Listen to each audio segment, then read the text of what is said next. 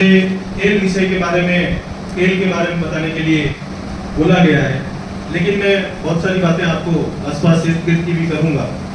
आज हम जो पढ़ाई कर रहे हैं, आज हम जिस समाज से आ रहे हैं, वो समाज कृषि और पशुपालन पर आधारित हमारी अर्थव्यवस्था है। हम किसान वर्ग से आ रहे हैं, किसान वर्ग से आ रहे हैं, लेकिन हमारे समाज में शिक्षा की जो है बहुत कमी है। लेकिन पिछले कुछ समय से देखा जाए तो हमारे यहाँ पर शिक्षा के क्षेत्र में जो है बहुत जागरूकता फैली है।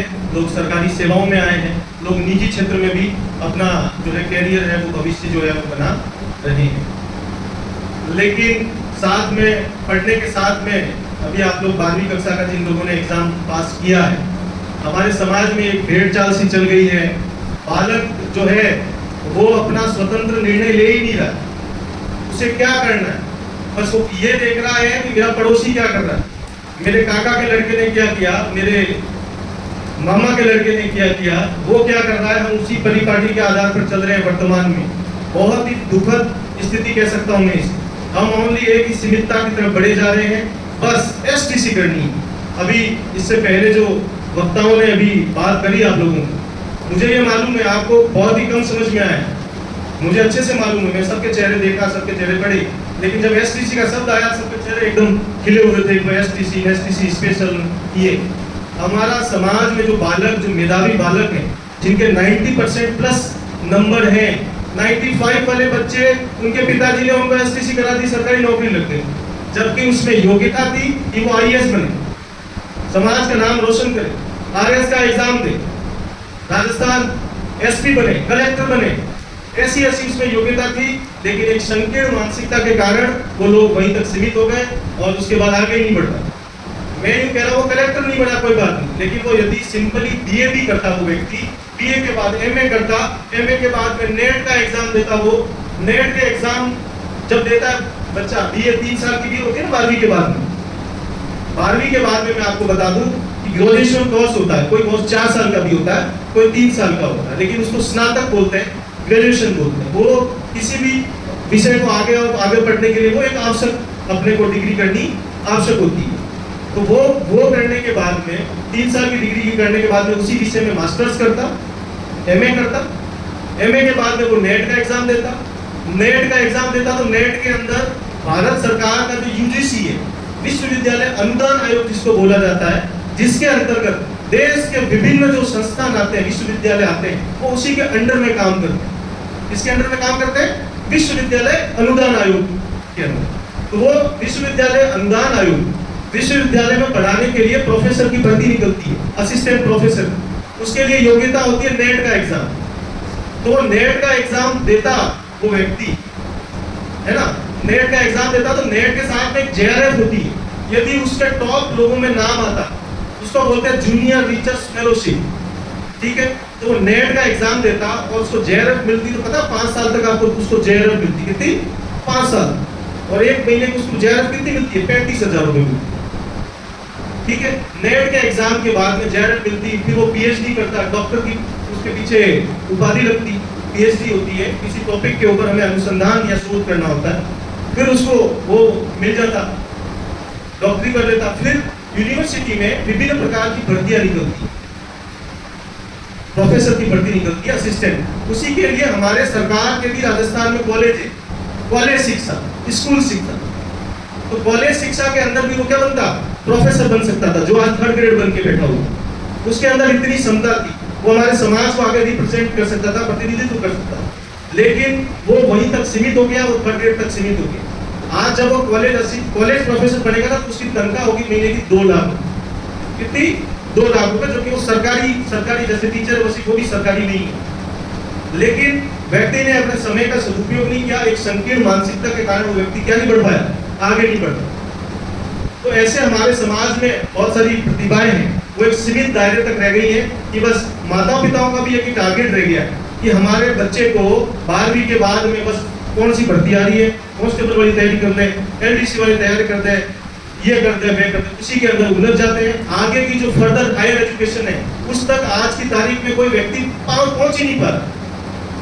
और जो समझदार लोग हैं, जो दूसरी जाति के लोग हैं, जिनके अंदर पहले उनके उनके जो परिवार के लोग हैं पहले उन्हीं सब चीजों में हैं, वही लोग आगे बढ़ रहे हैं। क्यों? क्योंकि उनको सब रास्ता पता है, हमारे को रास्ता नहीं पता। हमारा रास्ता कहाँ रोक दिया गया? 12वीं के बाद ही रोक दिया गया। अब एक नई परिपाटी चल गई, भाई एसटीसी मत बैन रही हो, आपने स्पेशल एसटीसी कर दियो। क्यों भाई, क्यों कर दो? आप उसी के अंदर अच्छी तैयारी करो, आपका सिलेक्शन होगा। अभी आपको यहाँ पर इतने सारे कोर्सेज बताए, यदि कोई भी अपने समाज का व्यक्ति दो कोर्स की लेके चले ना, तो मेरे को ही लगता है पूरे पटेल समाज के लोग नौकरी लग जाएंगे। इतने कोर्स बताए नहीं, अभी मेरे वाले बताने बाकी हैं, खेमराज जी ने तो अभी पता ही नहीं। इतने कोर्स हैं, आप ये डिसाइड कर लो भाई मुझे ये कोर्स लेना है, हम 4-5 जनों को ये लेना है, हमें इस क्षेत्र में जाना है। तो मैं कह रहा हूँ समाज का कोई भी व्यक्ति जो है वो बेरोजगार नहीं रहेगा। आज हम सरकारी सेवाओं के पीछे ही भाग रहे हैं, हमारे अंदर उद्यमशीलता नहीं है, एंटरप्रेन्योरशिप नहीं है हमारे अंदर कि हमें व्यवसाय करना है, मैं कुछ नया आविष्कार करूं, मैं कुछ नया सोचूं, ऐसी कुछ भी चीज हमारे अंदर नहीं है। ओनली हम सरकारी सेवाओं के पीछे भाग रहे हैं। और सरकारी सेवाओं में भी बता दूं मैं आपको, 3rd grade teacher, 2nd grade teacher, constable, LDC, patwari, ग्राम सेवक, और यही मात्र भर्तियां जिनको आप जानते हो। लेकिन आपको पूरे भारत के अंदर कितने प्रकार की नौकरी आपको कुछ मालूम ही नहीं, आपको मालूम ही नहीं है। बच्चा ओनली राजस्थान सरकार की जो भर्तियां आती है उसी के अंदर वो तैयारी करता है। एकदम लग रहा है वो क्या कर रहा था, अपने उसके पीछे पढ़ो, वो कौन सी डिग्री कर रहा है, अपने वो पीछे उसके पीछे पढ़ो। एक तरह की बहुत बड़ी भेड़चाल चल रही है। इसलिए आपको जो है आपके भविष्य से संबंधित अच्छे से कैरियर काउंसलर के रूप में राय लेकर के ऐसे विषय का चुनाव करना है आपको जो आपका बेहतर भविष्य दे सके, और आपको अपने जीवन में सीमित नहीं रहना है। जिस दिन आपने पढ़ाई बंद कर दी एक नौकरी लगने के बाद, उस दिन सोच लेना कि आपने अपने जीवन को सीमित कर लिया। भाई पंकज पटेल ने जो भी IIM बोध गया से इन्होंने MBA किया, ये अभी इन्होंने बताया था वो HCL कंपनी के बारे में जानते हो?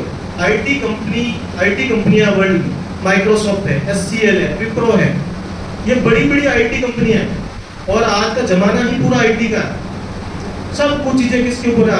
कंप्यूटर के ऊपर, इंटरनेट के ऊपर, IT उसी के ऊपर है। उसी के अंदर आज नई नई चीजों का आविष्कार हो रहा है। आर्टिफिशियल इंटेलिजेंस, AI, कृत्रिम बुद्धिमत्ता, AI आ गया, नए नए रिसर्च हो रहे हैं, वो सब किसके ऊपर डिपेंड है?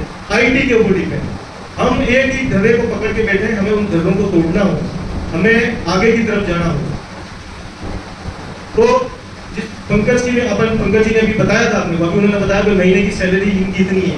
मैं आपको बता रहा हूँ ये इनकी सैलरी कभी आने वाले टाइम में इतनी जाएगी आप सोच भी नहीं सकते। इस व्यक्ति का पैकेज मैं मान रहा हूँ साल का कभी आने वाले टाइम में 2 करोड़ 3 करोड़ इसका साल का पैकेज होगा, 101% होगा। क्यों होगा? क्योंकि वो बिल्कुल कंटिन्यू किससे जुड़ा हुआ है? अपने कार्य से जुड़ा हुआ है। प्रोग्रेसिव माइंड है उसके अंदर, आगे से आगे क्या करना है, आगे से आगे बढ़ रहा है। जैसे थोड़े दिन बाद में देख रहा है इसका प्रमोशन हो जाएगा, और 2-4 साल बाद में देखो और प्रमोशन हो जाएगा, फॉरेन के अंदर जाएगा, वहां जाएगा, वहां जाएगा, तनख्वाह और ज्यादा मिलेगी। तो पहली तो इसलिए क्या, हमें सीमित नहीं होना, हमें हमारे जो दरवाजे हैं पढ़ने की उनको खुले रखना है, और हमें पढ़ाई को जो है वो निरंतर रखना। पढ़ाई कुछ भी नहीं है, मैं ये मानता हूँ पढ़ाई आपके इर्द गिर्द का वातावरण है, आप उसी के बारे में पढ़ रहे हैं। कोई विज्ञान विषय का यदि कोई कृषि विषय किसी ने लिया है तो कृषि के अंदर वही चीजें हैं जो आपके वातावरण में है, बस उनको किताबों के अंदर आपको बताया गया है और आपको उसको पढ़ना है। लेकिन एक्चुअली हम उसको हमारे जीवन से नहीं जोड़ते हैं, इसलिए हम उसको व्यवस्थित रूप से पढ़ नहीं पाते। पढ़ाई जो है वो आपके इर्द गिर्द की चीजें ही हैं और कुछ भी नहीं, उसमें कोई नयापन नहीं है। तो मेरा आप सभी से यही निवेदन है कि आप जो है वो नए विषय का चुनाव करें और नए विषय की तरफ आगे बढ़ें और पढ़ाई में निरंतरता रखें। बस एक रूटीन बना लें, आप लक्ष्य का निर्धारण करें, भाई मेरा तो ये लक्ष्य है। लक्ष्य के बाद में क्या है, आप जिस क्षेत्र में जाना चाह रहे हैं उसका क्या सिलेबस है उसको अपने सामने रखें, और पढ़ाई के लिए आपको 2 से 3 घंटे का जो आपका डेली का रूटीन है उसको आपको मेंटेन रखें। डेली से फिक्स कर दो भाई 2 से 3 घंटे पढ़ना है। 2 से 3 घंटे भी पढ़ने वाला व्यक्ति कभी बेरोजगार नहीं रह सकता। बार बार चीजों का रिपीटेशन करो, निरंतरता। कोई भी टीचर होता है ना, आप देखते हो स्कूल में बिना देखे पढ़ा रहा, बोल रहा है क्यों पढ़ा रहा भाई, क्योंकि वो डेली पढ़ा रहा, उसके दिमाग में चीजें चलती रहती हैं। कंटिन्यू पढ़ा रहा था 2 घंटे 3 घंटे, और तुम मुंह देखते रहते हो, थक गए। जबकि वो व्यक्ति जो टीचर पढ़ाने वाला वो कंटिन्यू पढ़ा रहा, निरंतर पढ़ा रहा, वो थक ही नहीं रहा, बोलते ही जा रहा, बोलते ही जा रहा। उसके दिमाग में जो कैसेट सेट हो गई, उस कैसेट चलती जा रही है। क्यों चलती जा रही है? इसीलिए क्योंकि उसने क्या किया, निरंतर पढ़ाई, निरंतरता। पढ़ाई के अंदर सबसे बड़ी चीज है आपको लिखना। आप यदि आगे बढ़ने चाहते हैं तो डेली जो है आप कुछ चीजें निर्धारित कर लें कि भाई मुझे सुबह इतने बजे उठना है, अखबार डेली पढ़ना है। पहली बात, यदि दुनिया का नॉलेज लेना है, आपको दुनिया का ज्ञान लेना है, बाहरी वातावरण, सामाजिक वातावरण, राजनीतिक वातावरण, किसी भी चीज के बारे में आपको नॉलेज लेना है तो वो आपको अखबार के माध्यम से मिलेगा। लेकिन मैं आपको यहाँ बैठ के बता दूं, यहाँ पर जो जितने भी लड़के और बच्चे बैठे हैं उनमें एक ललक ही नहीं है कोई अखबार का। कोई पढ़ता है सुबह उठ के अखबार? पढ़ता है क्या?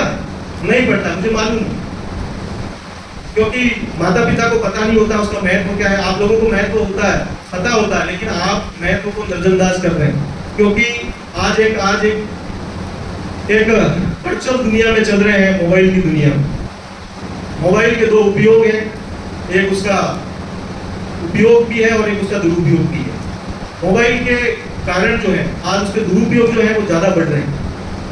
आज सभी जो बच्चे, पढ़ने की उम्र वाला जो बच्चा है जिसको मोबाइल की जरूरत ही नहीं है, वो मोबाइल चला रहा है, पबजी खेल रहा है, समय वहां बर्बाद हो रहा है समाज का। पबजी खेल रहा है, गेम खेल रहा है, वो कौन सा गेम खेल रहा है, सब एक दूसरे की क्या कर रहे हैं, कॉपी कर रहे हैं। आज की तरह सोशल मीडिया पे इंस्टाग्राम चला रहे हैं। भाई अभी कहाँ जरूरत आ रही है आपको इंस्टाग्राम चलाने की? जब अपने पैरों पे खड़े हो जाओ, सक्षम हो जाओ, उसके बाद आप इंस्टाग्राम चलाओ, फेसबुक चलाना है। क्योंकि जब आप पैरों पे खड़े हो जाओगे तो आपके पास कुछ समय भी हो। लेकिन अभी आपको निरंतर तैयारी करने का जो है, आपको तैयारी करनी है, आगे बढ़ना। आज पूरे जो समाज का लगभग आप लड़कों को देखोगे सबके पास एंड्रॉइड फोन है नहीं है? लेकिन जितने भी लोग बड़े बड़े आज बच्चों जो भी इंटरव्यू आते हैं आप देखें, उसमें यही आता है कि मैंने मोबाइल को 3 साल से हाथ ही नहीं लगाया। तो उसका फायदा क्या हुआ? फायदा यह हुआ कि उसको 20 साल की या 21 साल की उम्र में ही वो नौकरी लग गया, उसको अच्छी डिग्री के लिए अच्छा कॉलेज मिल गया, उसको आगे अपॉर्चुनिटी मिल गई। अब आप जो अभी इस समय में मोबाइल चलाओगे, वो नौकरी कब लगेगा बताओ मैं आपको? 28-36 साल की एज में नौकरी लगेगा वो। बस प्रेज रही हुआ बड़े नौकरी लागे कर मोबाइल में ध्यान दें। सही बता रहा हूँ, गलत बता रहा हूँ?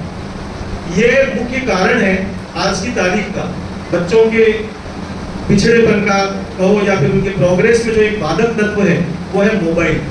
मोबाइल का आप उपयोग ले सकते हैं, लेकिन आपको ध्यान होना चाहिए कि आपका जो सिलेबस है, सिलेबस के लिए आपको कुछ समझ में नहीं आ रहा तो आप जाएं, जो भी टॉपिक आपको समझना है उसको यूट्यूब पे दबाएं, उसकी बहुत सारी क्लासें आ जाएंगी। चलो इस क्लास में समझ में नहीं आया तो दूसरी वाली देख लो, है ना? कोई तो इजी कोई आसान तरीके से समझाएगा। तो इसलिए मोबाइल का उपयोग जो है आपको पढ़ाई के लिए करना है, न कि ये सोशल मीडिया के ऊपर जो रील्स देख रहे हो आप, कोई उस पर सीरियल आ रहा है, उन चीजों के अंदर आपको अपना समय व्यतीत नहीं करना। पढ़ाई की बात करें हम तो पढ़ाई में सरकारी सेवा ही सब कुछ नहीं है।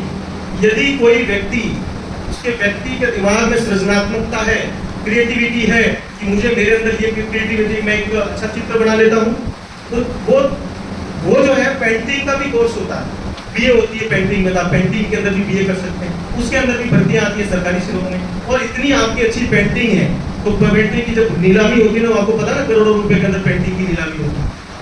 लड़कियां जो है वो फैशन डिजाइनिंग में जा सकती हैं, कपड़ों के फैशन को लेके जा सकती है, फैशन डिजाइनिंग का कोर्स है उसके अंदर जा सकती है। किसी के अंदर डिजाइन की और क्षमता है तो इंटीरियर डिजाइन में जा सकता है ना? कोई चाहे तो मुझे नई बिल्डिंग निर्माण का अंदर शौक है तो आर्किटेक्ट का कोर्स कर सकता है। तो ऐसे क्रिएटिविटी के बहुत सारे ऐसे कोर्सेज हैं जिसके अंदर भी आप अपनी सृजनात्मकता का प्रदर्शन करके अपने कैरियर का भविष्य आप जो है बना सकते हैं। अब मुझे बोला गया है खेल के लिए बोलने के लिए, खेलों के अंदर मैं आपको बता दूं, खेलों के अंदर हमारे समाज की बात करेंगे हम, आगे की बात क्यों करें? खेलों के अंदर सभी को इंटरेस्ट है, ये बात सत्य है ना? और आप लोग सभी लोग जो है खेलों के अंदर जो है अभी बहुत ज्यादा इंटरेस्ट दिखाते हैं। आप लोग आईपीएल देखते हैं, प्रो कबड्डी देखते हैं, उसी से आप ये समझ जाओ कि उसके अंदर भी क्या है भाई, कैरियर है। क्या है भाई? कैरियर।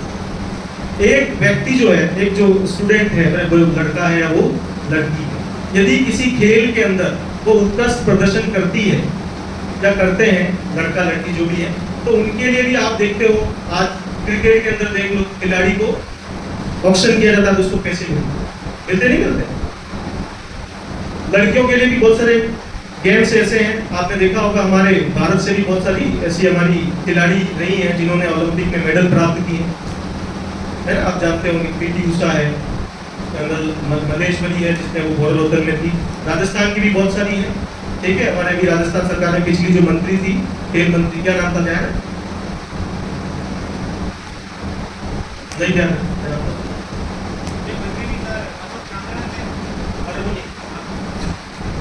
पहले थी ना, चूरू वाली को, सादुलपुर से जो एमएलए थी, कृष्णा पुनिया की बात कर रहा हूँ। उनके जो हस्बैंड है वो भी स्पोर्ट्स ऑफिसर ही है। तो इस तरह जो है आप खेलों के अंदर भी कैरियर बना सकते हैं। खेलों के अंदर आपको पता है, जब आपकी स्कूल शिक्षा होती है तो आपके जिला स्तर पे क्या होते हैं, टूर्नामेंट होते हैं। जिला स्तर पर आप टूर्नामेंट में जो भाग लेते हैं, तो जिला स्तर का जो टूर्नामेंट का जो भाग होता है उसमें जो सर्टिफिकेट होता है पार्टिसिपेशन का, आप यदि किसी भर्ती में आगे जाएंगे तो उसमें 4 नंबर आपको मिलते हैं। इसी प्रकार आप स्टेट पे जाते हैं तो स्टेट का सर्टिफिकेट मिलता है, उसमें आपको 16 नंबर का उसमें मार्जिन मिलता है। नेशनल लेवल पे जाते हैं आप लोग तो उसमें 28 नंबर का मिलता है। और ऑल इंडिया में कोई मेडल प्राप्त करते हैं तो आपको 40 नंबर का उसका जो सर्टिफिकेट है उसका वेटेज मिलता है। तो आप जो है स्कूल शिक्षा के अंदर है तो उसमें 14 वर्ष, 17 वर्ष और 19 वर्ष की खेल प्रतियोगिताएं होती है, उनमें भाग लेकर के खेल सर्टिफिकेट प्राप्त करें, जिससे जो है आपके आगे आप किसी खेल के कोर्स में भाग लेना चाहे तो वो उसमें आपकी सहायता प्रदान हो सकती है। खेल के अंदर आप 10वीं के बाद में, सीबीएसई में तो अभी पैटर्न आ गया है, सीबीएसई के अंदर जो है आप जैसे अभी साइंस लोगे तो उसमें केमिस्ट्री लेनी पड़ती है, फिजिक्स लेनी पड़ती है ना। तो उसी प्रकार आप आर्ट्स जब लेते हो या फिर साइंस भी लेते हो तो एक फिजिकल एजुकेशन को भी एक सब्जेक्ट के रूप में सीबीएसई के अंदर ले सकते हो। और अभी राजस्थान बोर्ड ने भी शायद इस वर्ष से शुरू कर दिया है कि आप शारीरिक शिक्षा को भी एक विषय के रूप में ले सकते हो। जैसे ही आप कक्षा 12 को पास करते हैं तो उसके बाद में 3 साल का एक कोर्स होता है, बैचलर इन फिजिकल एजुकेशन। 3 साल का एक कोर्स होता है, जिस तरह बीए होती है ना, बीएससी होती है, बीकॉम होती है, इसी तरह फिजिकल एजुकेशन के अंदर एक 3 साल का बीपीई करके एक कोर्स होता है। और इसी प्रकार जिस प्रकार 12वीं के बाद में जो लड़का एसटीसी करने जाता है टीचिंग के लिए, उसी प्रकार 12वीं के बाद में भी एक 2 साल का कोर्स होता है, डीपीएड। क्या होता है? DPEd, diploma in physical education. वो यदि डीपीएड आप करते हैं तो राजस्थान सरकार की जो पीटीआई की भर्ती आती है उसमें आप 3rd ग्रेड वाली जो परीक्षा है वो आप दे सकते हैं, ठीक है। और जब आपने ग्रेजुएशन कर लिया, बीकॉम कर लिया, बीएससी कर लिया, बीटेक कर लिया, कोई भी स्नातक कार्यक्रम आपने कर लिया, डिग्री पूरी कर ली 3 या 4 साल वाली, और उसके बाद में भी आपको ऐसा लगता है कि मुझे पीटीआई बनना है, तो उसके बाद में 2 साल का कोर्स होता है, वो होता है बीपीएड का कोर्स होता है। कौन सा कोर्स होता है? BPEd, bachelor in physical education. यदि वो एग्जाम आप देते हैं, वो डिग्री कर लेते हैं, तो जब राजस्थान सरकार की 3rd ग्रेड और 2nd ग्रेड की जो भर्ती आती है, आप उन दोनों के अंदर वो परीक्षा दे करके और आप सरकारी सेवा में आ सकते हैं। आपको ऐसा लगता है कि नहीं मेरे को बनना शारीरिक शिक्षक ही है, लेकिन कॉलेज में प्रोफेसर बनना है। क्या बनना है भाई? कॉलेज में, अभी मैं थोड़ी देर पहले नहीं बताया था, एमए के बाद में नेट होती है, प्रोफेसर बनते हैं। उसी प्रकार कॉलेज के अंदर भी असिस्टेंट प्रोफेसर होता है फिजिकल एजुकेशन। किसका होता है? Physical education. और स्कूल में भी होता है, स्कूल में भी 3rd ग्रेड पीटीआई होता है, 2nd ग्रेड पीटीआई होता है और 1st ग्रेड पीटीआई होता है। और साथ में कोच भी होते हैं। क्या होते हैं? कोचेस भी होते हैं, वो 1st ग्रेड की रैंक के कोचेस होते हैं। उसके आरपीएससी के द्वारा जो है, जिसने डिप्लोमा कर रखा होता है किसी खेल में, जैसे मैं कबड्डी का हूँ तो भारत सरकार का एक संस्थान है, नेताजी सुभाष चंद्र खेल संस्थान और भारतीय खेल प्राधिकरण, जिसको साई बोला जाता है, वो 1 साल का डिप्लोमा कोर्स कराता है किसी खेल के अंदर। और खेल के अंदर डिप्लोमा भी कर रखा है आपने 1 साल का, और एमपीएड भी कर रखी है, तो आप कोच की भर्ती में भाग ले सकते हैं। वो 1st ग्रेड की पोस्ट होती है, ठीक है। इसी प्रकार राजस्थान सरकार ने कॉलेज के अंदर भी आप जो है प्रोफेसर बनना चाहें शारीरिक शिक्षा के अंदर, तो उसके लिए आप बीपीएड करेंगे, एमपीएड करेंगे, और नेट का एग्जाम पास कर लेंगे, आप पीएचडी कर लेंगे। नेट और पीएचडी दोनों में एक आवश्यक होना जरूरी। नेट कर लिया आपने, तो जब अभी भर्ती निकली बहुत टाइम बाद में 263 पोस्टें निकली राजस्थान सरकार ने, अभी कॉलेज के अंदर फिजिकल एजुकेशन के जो प्रोफेसर की भर्ती निकली, असिस्टेंट प्रोफेसर की, तो उसमें 239 पोस्टें निकली है। तो उसके लिए क्या आवश्यक है? बीपीएड, एमपीएड और नेट का एग्जाम। तो जब वो भर्ती निकलती है तो वो एग्जाम देकर के भी आप कॉलेज के अंदर फिजिकल एजुकेशन के जो है आप प्रोफेसर बन सकते हैं। उसके बाद में भी बहुत सारे यूनिवर्सिटीज के छोटे मोटे कोर्स होते हैं, आप करते रहे, आगे से आगे बढ़ते रहे, कोई दिक्कत ही नहीं है, आप कुलपति भी बन सकते हैं। जो यूनिवर्सिटी होती है उसका मेन जो हेड होता है उसको चांसलर बोला जाता है। क्या बोला जाता है? वीसी बोला जाता है, चांसलर बोला जाता है, वाइस चांसलर बोला जाता है। चांसलर तो जो राज्यपाल होता है वो होता है, अब जितने भी विश्वविद्यालय होते हैं। तो खेलों के अंदर जो है आप इस प्रकार से जो है आप आगे बढ़ सकते हैं। उसके बाद में ये कोर्स कहाँ से होंगे? कोर्स जो है हमारे उदयपुर से भी हो सकता है, किसी को बीपीएड करना है। उदयपुर में भी मोहनलाल सुखाड़िया विश्वविद्यालय है, भोपाल नोबल्स विश्वविद्यालय है, पैसिफिक विश्वविद्यालय है, ये भी करवाते हैं। और साथ में भारत सरकार का सबसे बड़ा संस्थान है खेल का, जहाँ पे बीपीएड, एमपीएड अनेक प्रकार के कोर्सेज होते हैं, वो है लक्ष्मीबाई शारीरिक शिक्षा संस्थान ग्वालियर है। वहाँ पर आप अंदर जाओगे आपको देखोगे तो हम कहाँ आ गए, वो ऐसा पूरा कैंपस है ग्वालियर के अंदर। उस कैंपस को देखोगे ना तो आपको लगेगा कितना बड़ा कैंपस है। खेल का सबसे बड़ा इंस्टीट्यूट है वहाँ पे, जहाँ से भी आप एमपीएड, बीपीएड, वहाँ पर जो सभी सुविधाएं हैं वो भारत सरकार के द्वारा आपको प्रदान की जाती है, मात्र कम फीस के अंदर। लेकिन वहाँ प्रवेश जो प्रक्रिया है वही जा पाते हैं व्यक्ति जिन्होंने खेलों के अंदर जो है बहुत बड़ा नाम किया है। उसके बाद में उसके बहुत सारे सेंटर्स हैं, अहमदाबाद में भी है, गुवाहाटी में भी है, असम, बेंगलोर के अंदर भी है, तिरुवनंतपुरम के अंदर भी उसके सेंटर हैं। ठीक है, तो ये।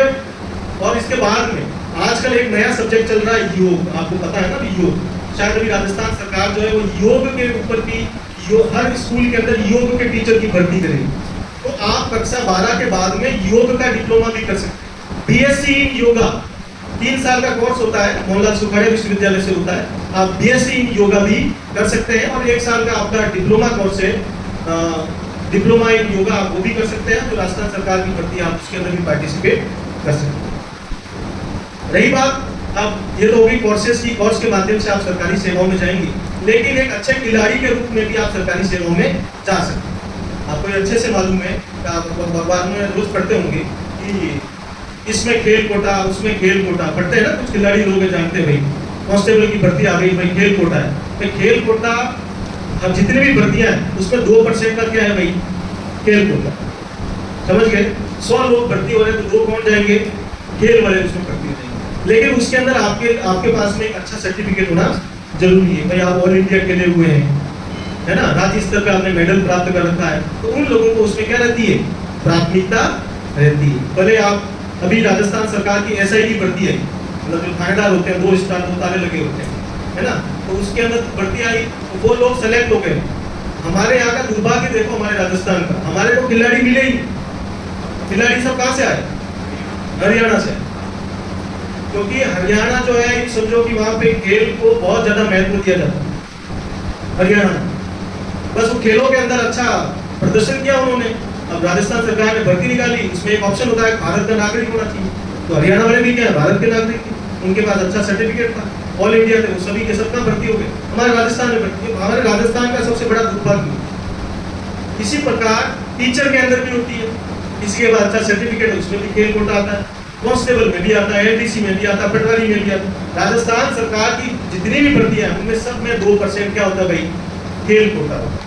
बस उसके लिए यही है कि आपको एक अच्छा खिलाड़ी बनना पड़ेगा, और खिलाड़ी बनने के लिए आपको पता है क्या चीज चाहिए? निरंतरता चाहिए। सुबह जल्दी उठना, वो उसकी एक्सरसाइज करनी, और अपने जो भी खेल है संबंधित खेल के कौशलों का विकास करना। एक अच्छे ट्रेनर के रूप में ट्रेनिंग आप ले सकते हैं। तो खेलों के माध्यम से भी जो है आप सरकारी सेवाओं में जा सकते हैं।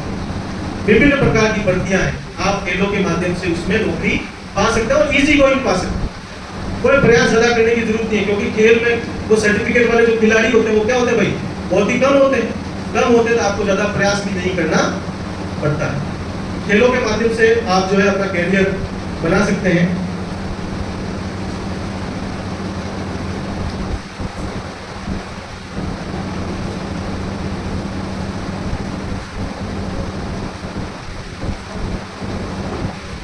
मुझे ये भी बोला गया कि सेना में भर्ती कैसे होते हैं, पुलिस में कैसे होते हैं। सेना में आपने देखा होगा कि हमारे 3 प्रकार की सेना है, थल सेना है, वायु सेना है और जल सेना।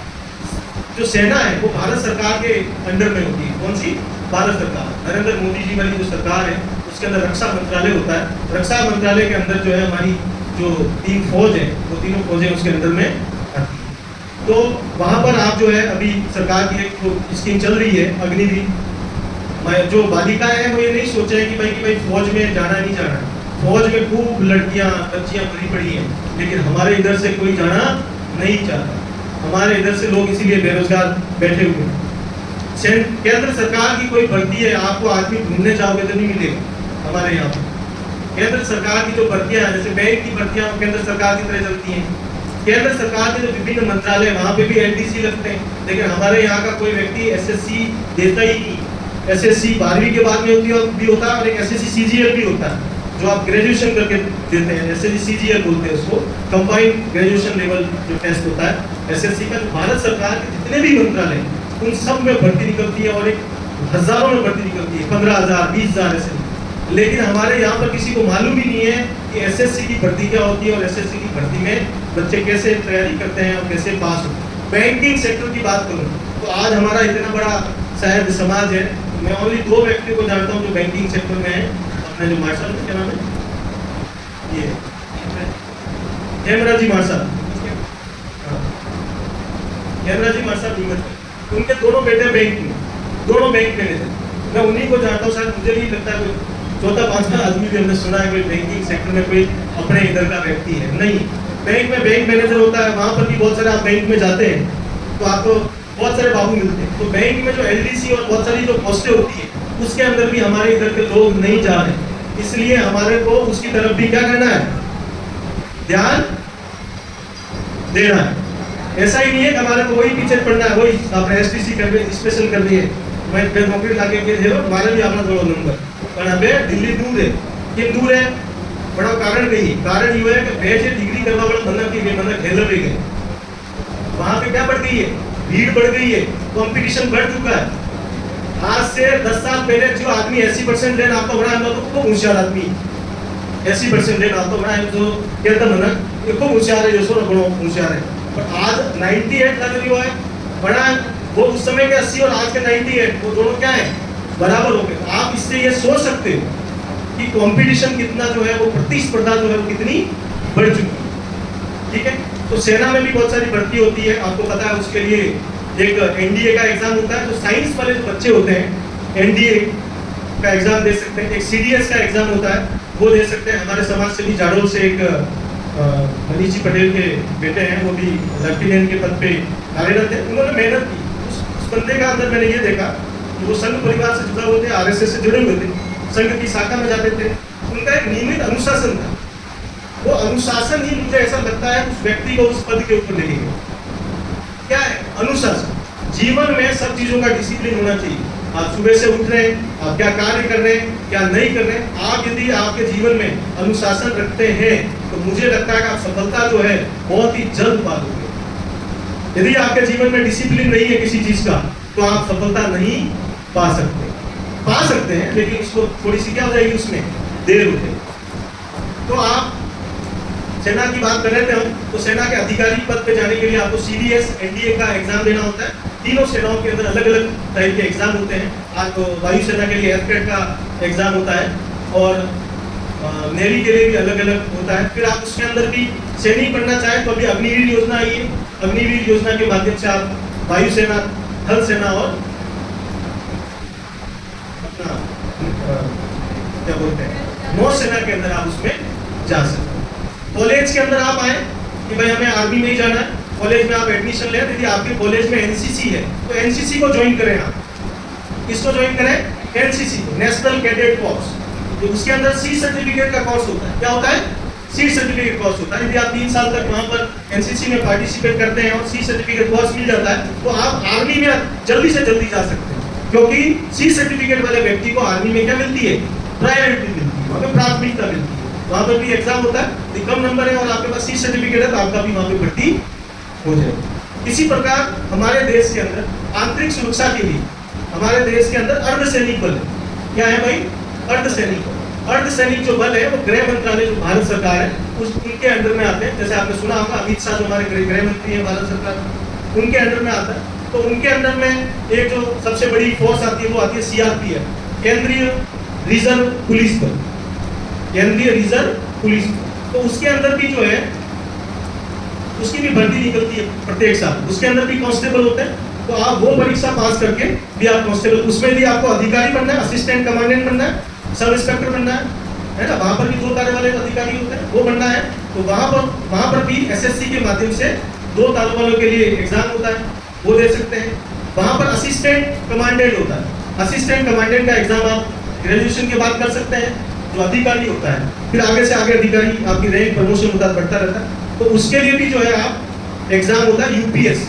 भारत सरकार में जितनी भी बड़ी भर्ती होती है भारत सरकार की, उसको जो आईएएस की एग्जाम होता है, आईपीएस का एग्जाम होता है, उसको जो भर्ती कराने वाली संस्था है UPS, union public service commission, संघ लोक सेवा आयोग जिसका नाम है उसको बोला जाता है। तो वो जो है उसकी भर्ती करवाता है।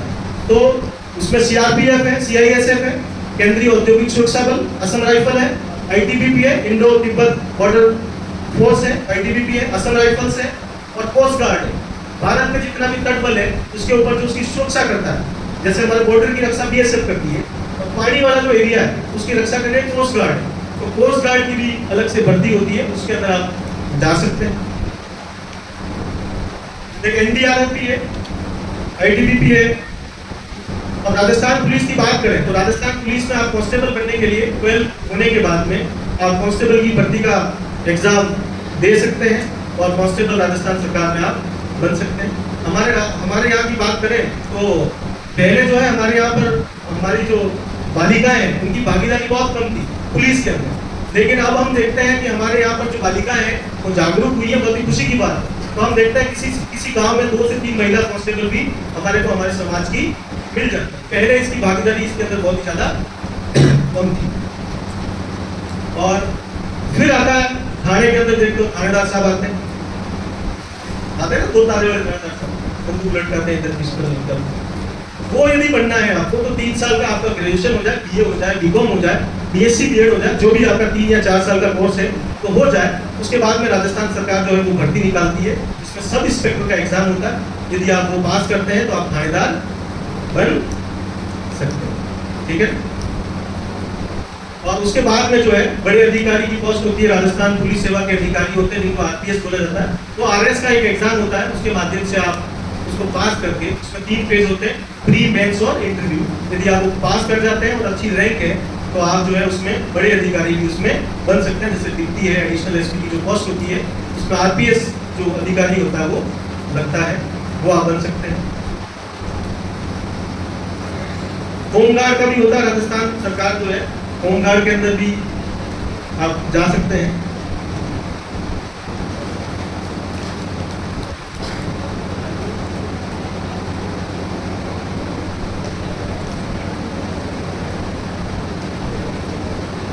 अब मैं आपको बताऊंगा छोटा मोटा, बस वही बात है। करना क्या है आपको, सबसे पहले तो आपका लक्ष्य निर्धारण करना है। लक्ष्य, टारगेट आपका डिसाइड होना चाहिए कि मुझे ये करना है। क्या डिसाइड होना चाहिए आपका? अरे भाई इधर देखो, उधर कुछ नहीं है, उधर कुछ नहीं है, इधर है, मोड़ जी है, हम बता दो तुम्हें, ठीक है। तो सफलता कैसे प्राप्त करें? सफलता प्राप्त करने के लिए पहला तो यही है कि हमेशा आपका जो दृष्टिकोण है, आपकी जो सोच है, वो किसी भी सब्जेक्ट या किसी लक्ष्य के प्रति वो आशावादी होनी चाहिए। हमेशा आपको उसको आशा से देखना चाहिए कि मुझे लक्ष्य को प्राप्त करना है। लक्ष्य को प्राप्त करने के लिए आपको सबसे पहले सकारात्मक दृष्टिकोण और आशावादी बहुत होना जरूरी है। और उसके बाद में आपको यह सोचना चाहिए कि मेरे अंदर अच्छे गुण क्या हैं।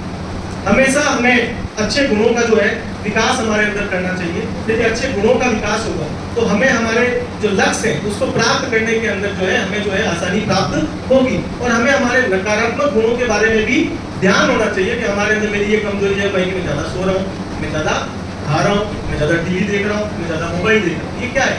नकारात्मक कुछ ऐसे गुण है, उन गुणों को हमें दूर करना चाहिए। या मेरे घूमने की प्रवृत्ति ज़्यादा है, मेरी रील बनाने की ज़्यादा प्रवृत्ति है, तो उन नकारात्मक गुणों को दूर करके हमें जो है सकारात्मक चीजों के अंदर बदलना होगा, जिससे हमारी लक्ष्य प्राप्ति जो है आसानी से हमें प्राप्त हो सके। अपनी जीवन शैली को बदलना, खान पान से लेकर के आपका दैनिक जो नियमित जो है समय पे उठना, आपका पढ़ाई का जो दिन का टारगेट है उस टारगेट को आपको जो है अचीव करना। काम मैंने कर लिया, करने के बाद में आपको उन चीज़ों का मनन करना। आप सो रहे हैं तो ऐसा नहीं है कान में टाके लगा करके और गाने सुनने बैठे, गाने नहीं सुनना। आपको उसके बारे में सोचना है कि मैंने ये 10 लाइनें पढ़ी हैं, तो मैंने 10 लाइनें मेरे यहाँ इस पाव किलो में क्या है, कितने किलो में, पाव किलो। व्यक्ति का जो शरीर है उसमें 70 किलो वजन होता है, तो पढ़ाई वाले के लिए 70 किलो की जरूरत नहीं होती। किसकी जरूरत होती है, पाव किलो। भाई जाते हैं सब्जी भाई, पाव एक सब्जी आती है, तो पाव की जरूरत है। किसकी जरूरत है भाई, पाव। बस व्यक्ति का जो मस्तिष्क है उसका वजन कितना है, 250 ग्राम, पावे का पाव की जरूरत। तो पढ़ाई के अंदर उस पाव किलो की जरूरत है, 70 किलो 100 किलो के भारी भरकम शरीर की जरूरत नहीं है। बस यो यहाँ पर इसके अंदर इसको बोलते हैं, इसका घोड़ा ठिकाने नहीं है, दिमाग ठिकाने होना चाहिए, पाव किलो जो है वो ठिकाने होना चाहिए। तो आप जो है अपने लक्ष्य के जो है वो प्राप्त आसानी से कर सकते हैं। नियमितता होनी चाहिए, आपका डेली का टारगेट होना चाहिए। भाई हाँ मैंने डिसाइड कर रखा है मैं इतने घंटे पढ़ूंगा।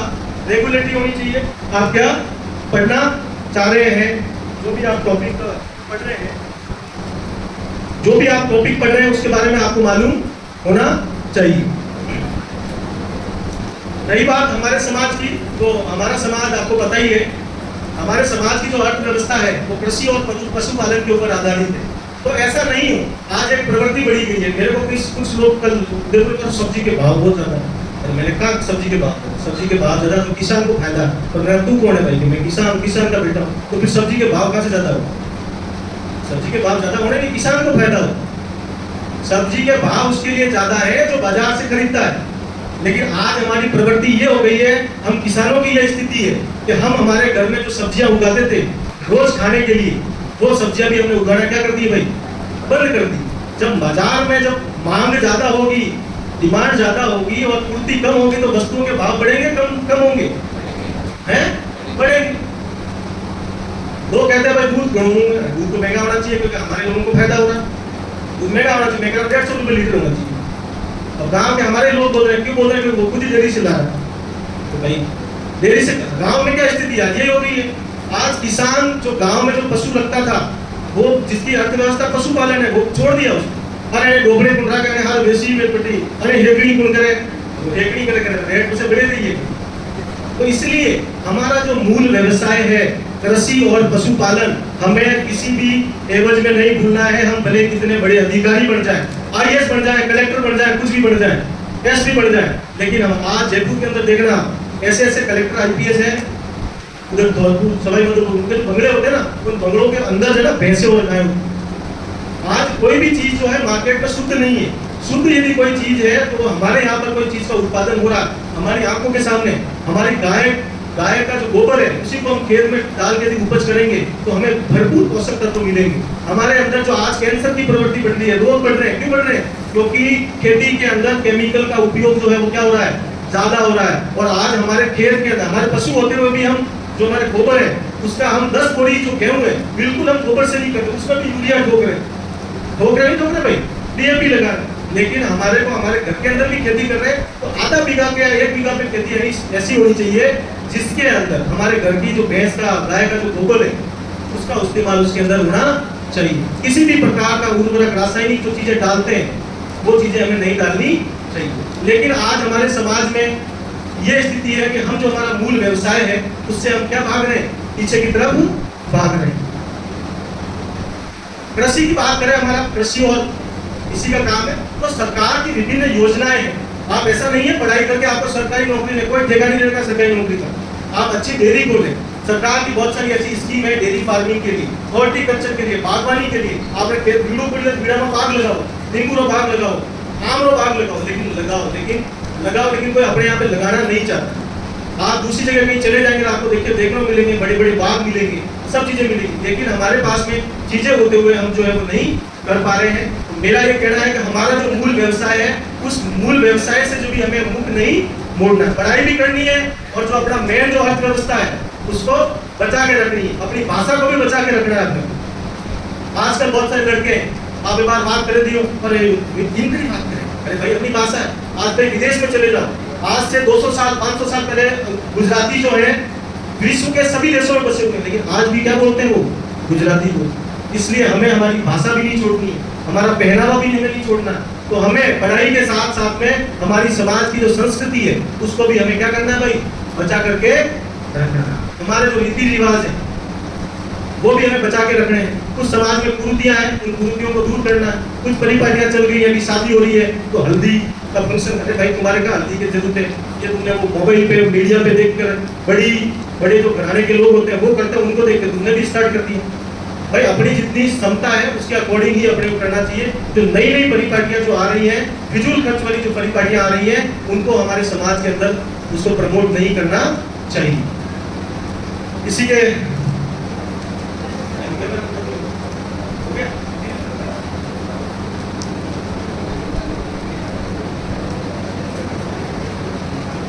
तो आप जो है विभिन्न प्रकार के बिजनेस में भी जा सकते हैं। आप जो है अभी पंकज जी की बात करो, पंकज जी जो अभी जिन्होंने एमबीए किया ना, एमबीए किया, इनके छोटे भाई ने भी एमबीए किया, लेकिन मेरे को गांव में मिल गए थे तो मैंने भी एमबीए किया और मैं यहाँ उदयपुर से पैसिफिक कॉलेज से मैं ट्रेनिंग कर रहा हूँ, वो भी IIM। आपको मैं 2-3 चीजें बता दूँ। शिक्षा मंत्रालय जो होता है, एजुकेशन जो डिपार्टमेंट है, आपको ये चीज ध्यान होनी चाहिए कि शिक्षा मंत्रालय क्या है। शिक्षा जो है वो समवर्ती सूची का विषय है, जिसपे राज्य सरकार भी कानून बना सकती है और भारत सरकार भी कानून बना सकती है। इसी प्रकार शिक्षा के अंदर हमारे देश में मानव भी एक संसाधन है, एक अच्छा व्यक्ति देश के लिए होना बहुत क्या भाई आवश्यक है। तो इसी प्रकार भारत सरकार का जो शिक्षा मंत्रालय है उसके बड़े बड़े सेंटर्स हैं, केंद्रीय विश्वविद्यालय। अभी थोड़ी देर पहले बात कर रहे थे CUGT का एग्जाम देना हो, तो भारत सरकार ने के केंद्रीय विश्वविद्यालय हर राज्य के अंदर, यदि आप वहां से BA करें, BSc करें तो आप और आगे ज्यादा बढ़ सकते हैं। इसी प्रकार IIM जो है वो भारत सरकार के अंडर में, IIT जो है वो किसके अंडर में, भारत सरकार के अंडर में। अभी यहाँ पे बात की थी NIT की बात करी, जिसमें हमारे दावड़िया के बच्चे की बात आई थी, NIT कर रहा है अगरतला से, का बेटा है वो अगरतला से NIT कर रहा है, तो वो किसके अंडर में, वो भारत सरकार के अंदर। तो भारत सरकार के ऐसे कई संस्थान है जिसमें आप प्रवेश लेकर के आप अच्छी पढ़ाई कर सकते हैं। आपको BSc करनी है तो अभी थोड़ी देर पहले बताया था ICAR, आप लोगों ने ध्यान नहीं दिया, क्योंकि एक तो आपकी सबसे बड़ी कमजोरी है कि आप एक तो लिख नहीं रहे, ढंग से सुन नहीं रहे। भारतीय कृषि अनुसंधान केंद्र, भारतीय कृषि अनुसंधान केंद्र के पूरे भारत में हर फसल के ऊपर अनुसंधान केंद्र है। हर फसल के ऊपर, सरसों ले लो, राई ले लो, कोई भी ले लो, खजूर ले लो, कॉफी ले लो, गन्ना ले लो, सबके अनुसंधान केंद्र है। तो आप उन अनुसंधान केंद्रों में भी प्रवेश लेकर के अपना भाग्य बदल सकते हैं, समझ गए। तो भारत सरकार के भी बहुत सारे जो संस्थान है, अभी BSc की बात आई थी तो ICAR के अंडर में ही बहुत सारी यूनिवर्सिटीज है। BHU है, बनारस हिंदू विश्वविद्यालय बनारस, वहाँ का एंट्रेंस टेस्ट अलग होता है। यदि वहाँ किसी ने एडमिशन ले लिया तो एडमिशन भी लो और आपको पैसा और ऊपर से मिलेगा। क्या मिलेगा भाई, इसको स्कॉलरशिप बोलते हैं। क्या बोलते हैं भाई, स्कॉलरशिप बोलते हैं। तो आप स्कॉलरशिप के माध्यम से भी आप अच्छी पढ़ाई करके अच्छे यूनिवर्सिटी में प्रवेश लेकर के आप वहाँ पर प्रवेश पा सकते हैं। तो मेरे द्वारा जो मुझे बताया गया, मैंने पूरा आपको भरसक कोशिश की बताने की और समझाने की, एक देसी भाषा में भी कह सकते हैं, और उसको समाज से भी जोड़ा। मैंने पूरा प्रयास किया कि हम लोग जो है आपको मेरे द्वारा बताई गई चीज़ों से पूरा मैं बांध सकूँ। और आप जो है बस आपसे यही उम्मीद करता हूँ मैं कि आप जो भी परिपाटी जो चल रही है उस परिपाटी को तोड़ करके आगे बढ़े। आप सभी ने मेरे को सुना और संस्थान ने मुझे जैसे मार्गदर्शन देने का मुझे जो सौभाग्य दिया, उसके लिए मैं संस्थान के सभी सदस्यों का हार्दिक आभार।